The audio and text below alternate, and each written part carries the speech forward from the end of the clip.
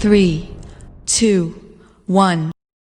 Assalamualaikum warahmatullahi wabarakatuh. Saya Muhammad Nazmi bin Nizan akan membentangkan mengenai assignment keselamatan pekerja dan hazard di tempat kerja. Okey. Pengenalan apakah dimasukkan dengan Hariki? Hariki adalah hazard identify mengenai risiko analisis menganalisis risiko, dan risk control mengawal risiko.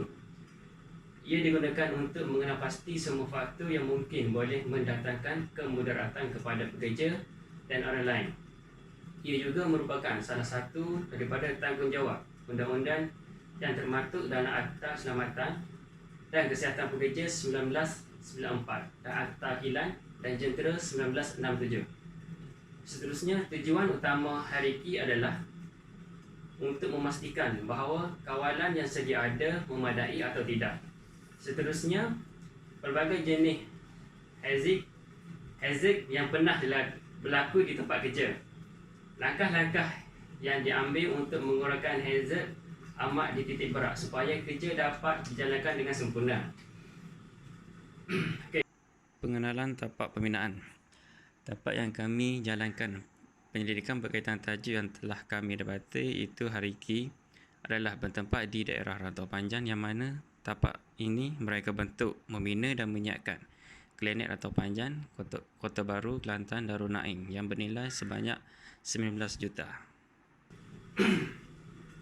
Okey, objektif kajian Hariki perlu dilaksanakan supaya memulakan sesuatu tugasan harian atau tugasan kritikal bagi mencari cara mengenal pasti risiko di tempat kerja. Okey, yang pertama, mengkaji tentang keselamatan dan kesihatan di tapak bina. Yang kedua, mengetahui cara mengenal pasti hazard di tapak kerja. Menyediakan boran Hariki bagi lokasi kajian. Okey, yang keempat, langkah-langkah yang perlu diambil untuk mengurangkan hazard di tapak pindaan. Okey. Skop kajian. Skop kajian dibuat bertujuan melaksanakan satu kajian untuk mencapai objektif kajian yang telah dibuat. Kajian ini akan dilakukan merupakan kepada perkara-perkara seperti berikut, iaitu pertama, kajian ini memfokuskan pada tapak pembinaan dan tapak di mana-mana kawasan pembinaan di dalam negeri Kelantan. Kajian ini dilakukan dengan kaedah melawat tapak bina bersertakan boran soal selidik, permatian dan seterusnya pengumpulan data. Okay, kajian ini lebih teratur kepada pengenal pasti jenis-jenis hazard yang berlaku sekiranya langkah-langkah pencegahan tidak dilaksanakan dan diamalkan, serta mengkaji punca dan cara untuk mengatasinya. Okey, responden bagi kajian ini difokuskan kepada beberapa individu, iaitu Site Safety Supervisor dan Healthy Official dan Safety Site Supervisor dan buruh binaan. Okey, kaedah kajian. Kaedah kajian yang pertama adalah kaedah soal selidik. Kajian soalan selidik telah dilakukan kepada jawatan Safety Officer di tapak pembinaan. Segala data dan berbentuk jadual, penerangan secara lisan dan carta yang berkaitan digunakan bagi melengkapkan kajian ini. Okey, kaedah kedua adalah melawat tapak projek. Dengan keadaan kaedah lawatan di tapak projek ini, kami dapat melihat sendiri bagaimana Hariki ini dipraktikkan di tapak pembinaan. Okey, hasil kajian. Objektif 1, mengkaji tentang keselamatan dan keselamatan di tapak bina. Okay, sesebuah syarikat pembinaan perlulah mentitik beratkan keselamatan dan kesihatan pekerja di tapak. Syarikat pembinaan perlulah mengambil kira perkara-perkara yang berkaitan dengan keselamatan dan kesihatan pekerja seperti mana terkandung dalam Akta Keselamatan dan Kesihatan Pekerja di bawah 1994 Akta 514, dan memastikan sesebuah syarikat itu mencapai standard yang ditetapkan berkaitan keselamatan dan kesihatan pekerjaan. Okey, objektif kedua adalah mengetahui cara mengenal pasti hazard di tapak kerja. Hazard adalah punca atau situasi yang berpotensi untuk memudaratkan kepada manusia sama ada kecederaan ataupun penyakit, kemusnahan harta benda, kemusnahan alam sekitar dan kombinasi kesemuanya. Okey, seterusnya saya menyerahkan penerangan sambungan ini kepada sahabat saya Ahmad Syakir. Dipersilakan.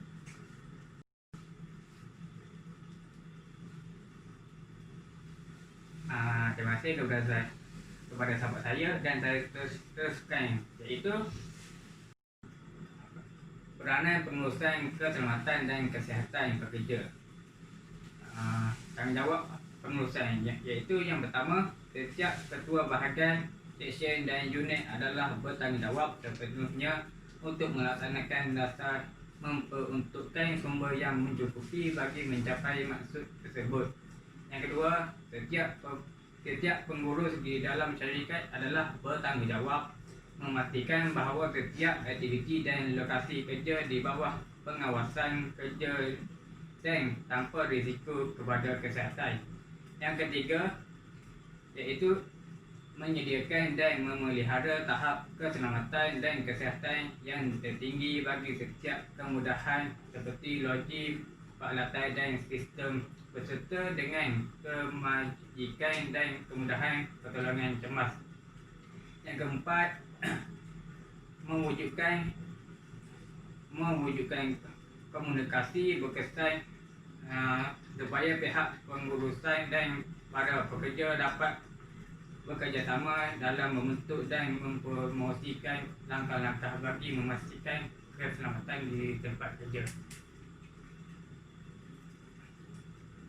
Tanggungjawab pekerja, iaitu setiap pekerja bertanggungjawab ke atas keselamatan dan kesihatan diri sendiri serta rakan sekerja.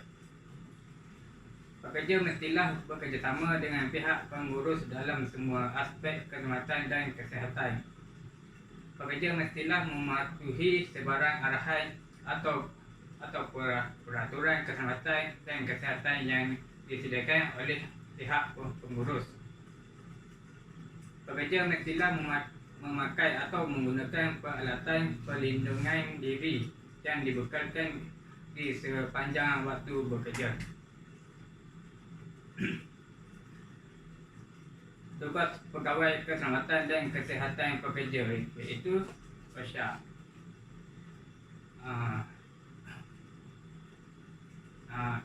Yang pertama, memastikan majikan atau sesiapa yang berada di tempat kerja serta berkenaan dengan langkah-langkah yang perlu diambil bagi kepentingan peribadi, keselamatan dan kesihatan orang yang bekerja di tapak bina.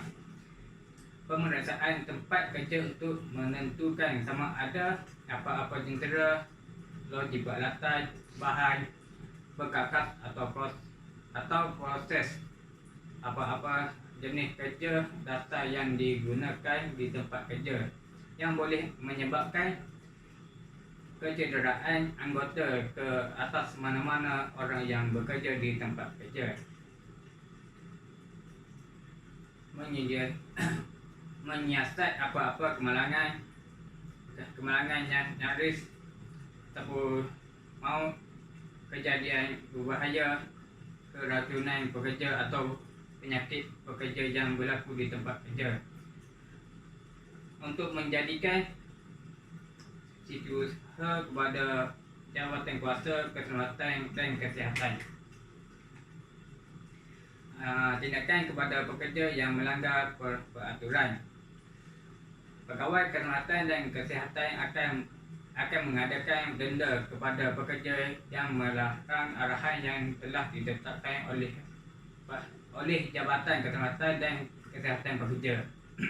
Arahan ini dikeluarkan adalah untuk mengelakkan dan mengurangkan keselamatan yang telah berlaku di dalam tempat kerja. Antara denda yang dikenakan adalah seperti bayaran kampung sebanyak 50 kepada yang tidak memakai PPE. Yang kedua, larangan memasuki tapak binaan sekiranya tidak mempunyai kad hijau, iaitu di bawah syarikat CIDB. Tindakan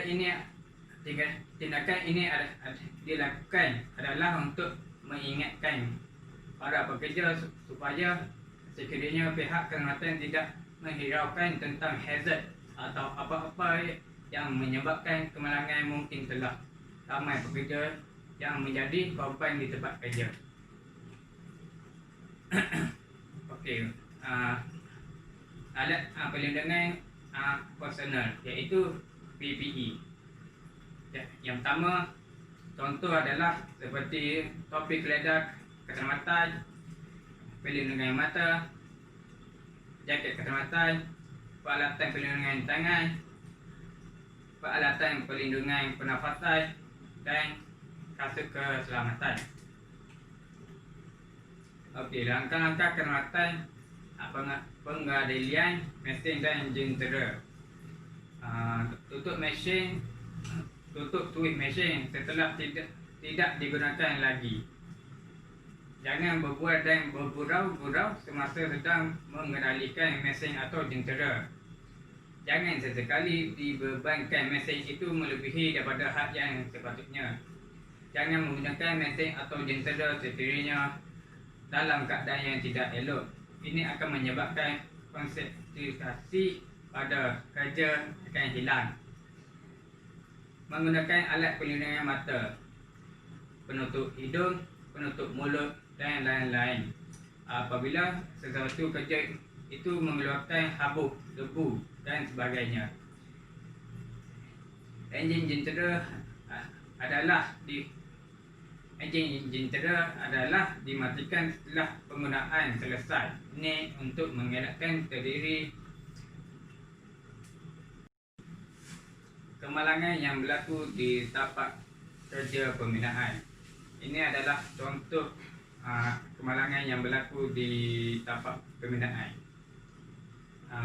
iaitu seperti kering terbalik,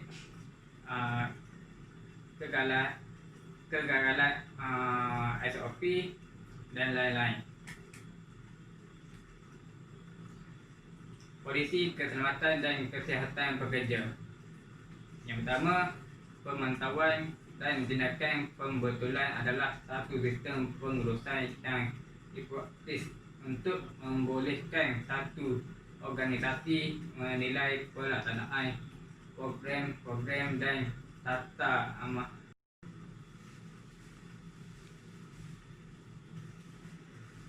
Assalamualaikum warahmatullahi wabarakatuh. Saya akan menyambung pembincangan daripada sahabat saya, iaitu objektif 3, menyediakan borang hierarki bagi lokasi kajian. Membuat penilaian terhadap hierarki untuk mewujudkan suasana tempat kerja yang selamat dan sihat serta memastikan staf dan pekerja mengikuti peraturan berkaitan keselamatan dan kesihatan pekerjaan. Ini adalah contoh pengisian borang hierarki. Borang hierarki, okey. Ini adalah contoh borang hierarki. Borang hierarki untuk menilai segala jenis bentuk hazard yang membahayakan. Menganalisis hazard tersebut sama ada berisiko tinggi atau tidak. Langkah-langkah bagi pengawalan risiko untuk mengurangkan kecederaan fizikal di tapak bina. Pengenalpastian hazard. Tujuan pengenalpastian hazard adalah untuk menentukan operasi kritikal di dalam tugasan, iaitu tugasan yang mendatangkan risiko yang sangat jelas kepada keselamatan dan kesihatan pekerja. Hazard boleh dibahagikan kepada 3 kumpulan utama, iaitu hazard kesihatan, hazard keselamatan dan hazard alam sekitar. Ini adalah langkah-langkah keselamatan di tapak bina. Memakai topi keselamatan untuk mengelakkan objek yang terjatuh kepada kepala.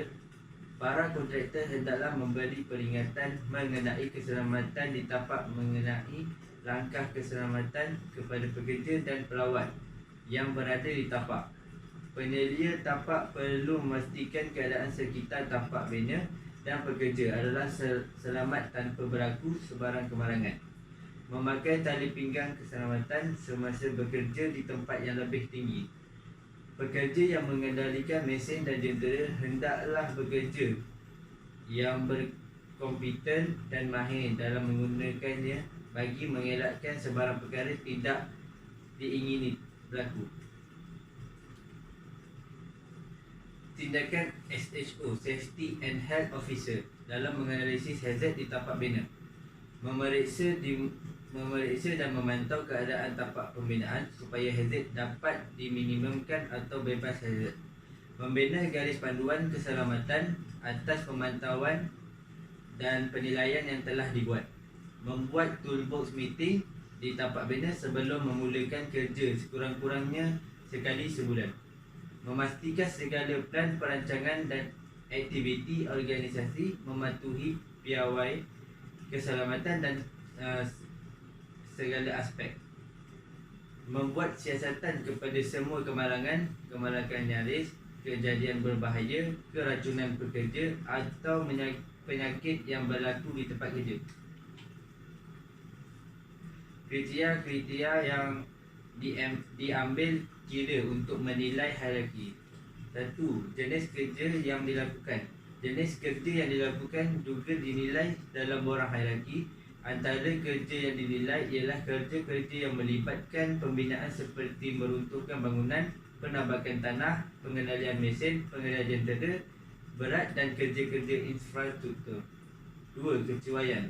Setiap pembinaan yang dilakukan di tapak pembinaan sering terdedah kepada kecuaian. Kecuaian ini biasanya datang dari sikap pekerja itu sendiri yang tidak mengendahkan keselamatan mereka di tempat kerja sehingga boleh mengakibatkan kecederaan. Penggunaan personal protective equipment iaitu PPE. Alat perlindungan personal PPE ialah peralatan yang digunakan untuk melindungi diri daripada bahaya di tapak bina yang boleh mengakibatkan risiko kecederaan. Alat ini digunakan semasa menjalankan kerja-kerja pembinaan dan semasa ingin memasuki ke tapak bina. Contoh-contoh PPE ialah topi keselamatan, kasut keselamatan, safety harness untuk kerja-kerja di tempat tinggi, ketinggian 1.5 meter. Seterusnya, pembentangan ini akan disambung oleh sahabat saya. Assalamualaikum warahmatullahi wabarakatuh. Nama saya Muhammad Syahmi bin Muhammad Zahiri. Saya akan sambung pembentangan ini. Langkah-langkah pencegahan keselamatan yang dilakukan di tapak ini. Yang pertama ialah memberi latihan kepada pekerja supaya mempelajari cara mengendalikan peralatan dan mesin dengan betul. Yang kedua ialah pekerja perlu mematuhi peraturan keselamatan ketika berada di tapak bina dan menggunakan peralatan mengikut kegunaan sebenar peralatan tersebut. Yang ketiga ialah memberi amaran memotong gaji kepada setiap pekerja yang tidak mematuhi undang-undang keselamatan yang telah ditetapkan di tapak. Seterusnya ialah inisiatif bagi meningkatkan kesedaran pekerja terhadap keselamatan dan kesihatan di tapak bina.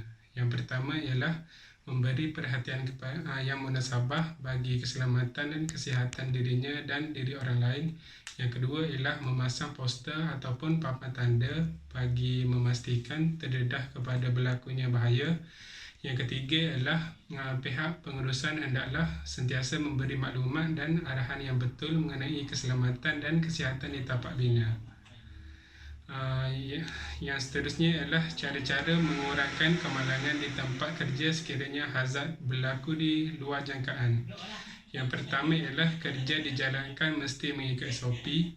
Yang kedua, memastikan polisi OSHA itu digunakan pakai di dalam organisasi dan memberikan penerangan kepada para pekerja.